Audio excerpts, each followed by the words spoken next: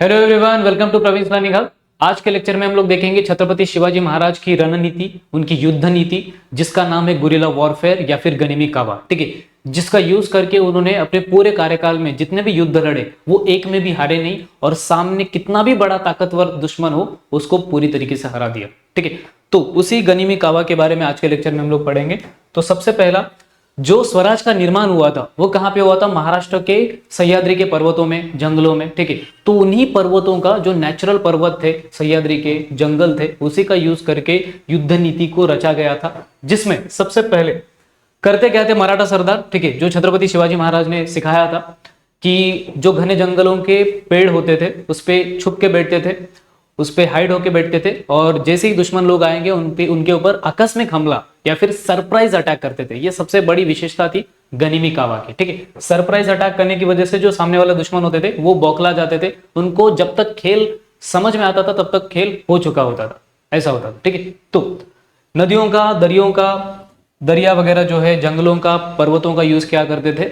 छुप के अटैक करने के लिए। ठीक है, तो ये सबसे बड़ी विशेषता थी, सरप्राइज अटैक्स। उसके बाद ज्यादातर जो लड़ाइयां लड़ी गई मराठाओं द्वारा, छत्रपति शिवाजी महाराज द्वारा, ठीक है, और बाकी जो भी छत्रपति संभाजी महाराज है, छत्रपति राजाराम महाराज है, महारानी ताराबाई है, शाहू महाराज है, या फिर जितने भी बाद में सरदार, मराठा सरदार आए, उन सब का मेजोरिटी जो युद्ध या फिर अटैक्स हुए हैं वो रात के समय हुए हैं। ठीक है, हमारे में नॉर्मली हम लोग क्या मानते हैं? अमावस्या अपवित्र होता है, लेकिन ऐसा नहीं है। शिवाजी महाराज के ज्यादातर जो युद्ध है वो अमावस्या के दिन ही लड़े गए हैं और रात में अटैक करना इजी होता था, इसलिए ये उनकी युद्ध नीति का एक तरीका है।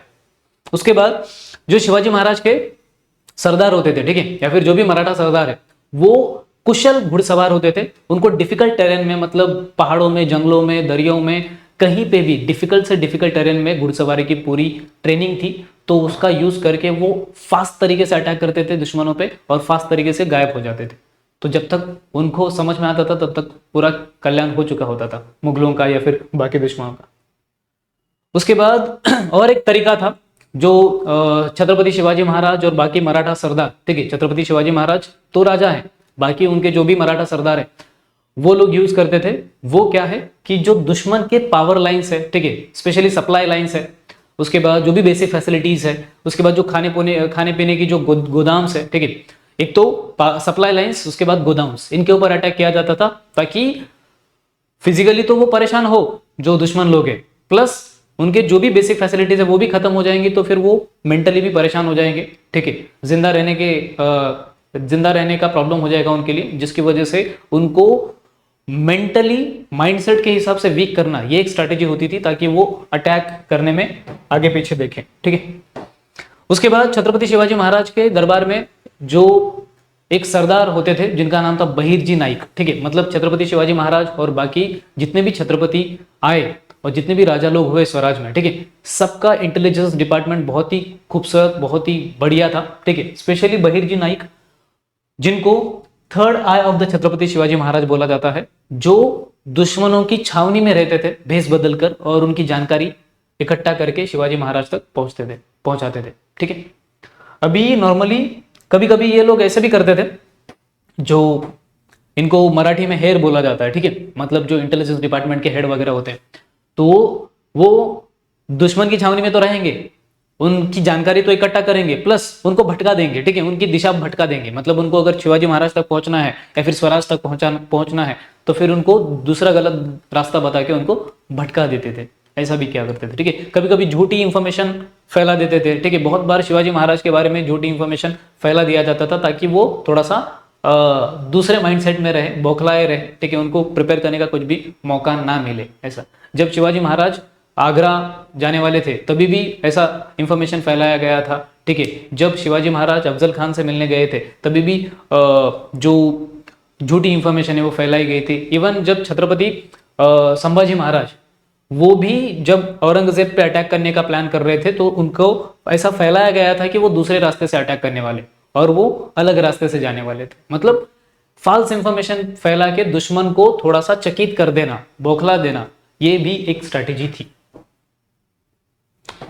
उसके बाद जो छत्रपति शिवाजी महाराज के या फिर मराठा साम्राज्य के स्वराज के जो भी किले होते थे वो मेनली हिल टॉप पे होते थे। ठीक है, हिल टॉप मतलब जो भी ये माउंटेन्स वगैरह है, माउंटेन्स के टॉप पे होते थे ताकि वहां पे दुश्मन को अटैक करना मुश्किल से मुश्किल हो जाए, असंभव हो जाए, ठीक है। और उनके दरवाजे भी इतनी खूबसूरत तरीके से बनाया जाता था कि डायरेक्ट हाथी भी अटैक नहीं कर सकता था।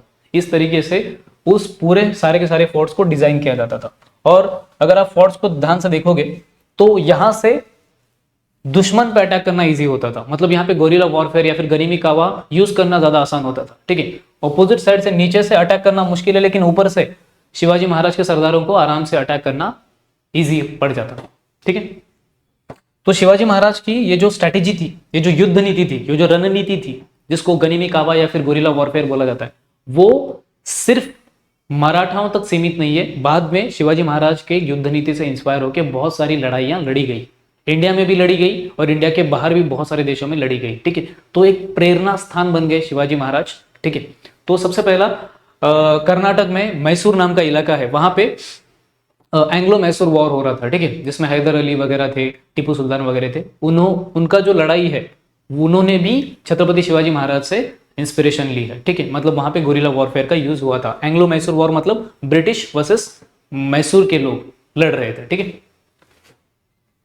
उसके बाद जो एंग्लो सिख वॉर है, एंग्लो मतलब ब्रिटिश लोग, ब्रिटिश और सिख इन लोगों के बीच में जो भी वॉर हुआ था उसमें भी गुरिल्ला वॉरफेयर का यूज किया गया था सिख भाइयों द्वारा, ठीक है। देन रिवोल्ट ऑफ 1857, जो इंडिया में बहुत इंपॉर्टेंट रिवोल्ट था 1857 में जो हुआ था, ब्रिटिशों के खिलाफ हुआ था। उसमें भी बहुत सारी जगहों पे गोरिल्ला वॉरफेयर का यूज किया गया था, जो इंस्पायर था छत्रपति शिवाजी महाराज से, ठीक है।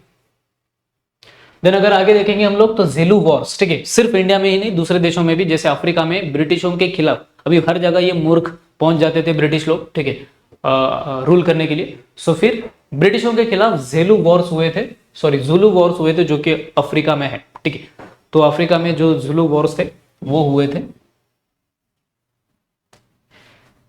और किस किस के बीच में हुआ था? अफ्रीकन लोग और जो ब्रिटिश लोग हैं उनके बीच में हुआ था। और अफ्रीकन लोगों ने वहां पे भी छत्रपति शिवाजी महाराज से इंस्पायर्ड होकर इस स्ट्रेटेजी का यूज किया गया था।